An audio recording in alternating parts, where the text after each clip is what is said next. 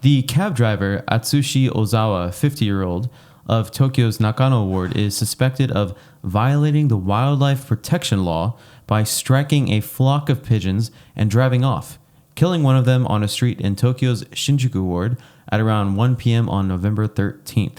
According to the Metropolitan Police Department's Shinjuku Police Station, the taxi reportedly had no passengers at the time and quickly accelerated right after the light changed to green, striking the pigeons. A passerby in her 50s who witnessed the incident called him out, to which Ozawa replied by saying things like, "Pigeons should get out of the way," and he then drove away from the scene. The suspect has reportedly admitted to the allegations, stating, "Roads are for people. It's up to the pigeons to avoid cars." I first heard this story and I was like, I didn't know you could get arrested for hitting a pigeon. Yeah, But me either. Then also, I mean, if you hit one accidentally, big whoops, but it sounds like he hit the pigeons intentionally. And you got to think, why is a taxi driver going to go out of his way to kill a pigeon with his car? He's digging his own grave. I mean, he's talking about how the pigeons need to avoid cars. He should just lie and be like, "Oops, that was an accident." Yeah, big oops. Oh my God. But the taxi drivers, man, are fucking crazy, dude. I've been in some cars recently. Yeah, I saw one taxi driver on YouTube or something where he's like slamming up and down in his seat. Do you see that one? It's like, is he trying to stay awake? Is he insane? Yeah. Both.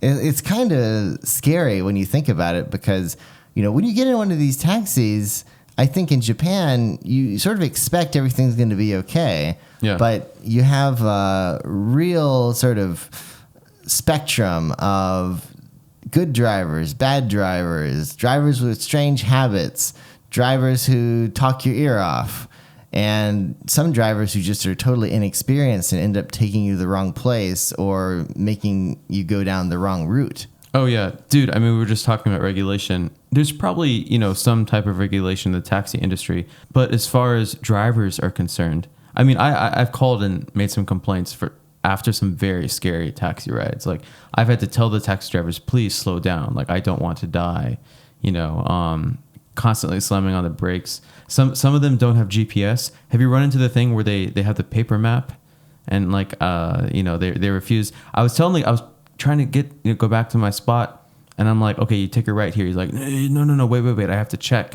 And I'm like, dude, like I live here, like it's a right, you know. But he refused. He wanted to use his paper map with a flashlight, and he had no GPS system or anything. So wow, I've not seen that recently, but yeah. I mean, I'll see the exact opposite where the driver will literally like 1 Mississippi, 2 Mississippi, punch in the exact address into his GPS and follow it like to a T. And it's like, I thought you were supposed to be a professional at this, you know? Don't you have like a little bit of knowledge about the area that you're going to go to? Yeah. It's like, no, it's like he punches it in like, you know, we would. And it's like, I thought there was supposed to be some professionalism in this business.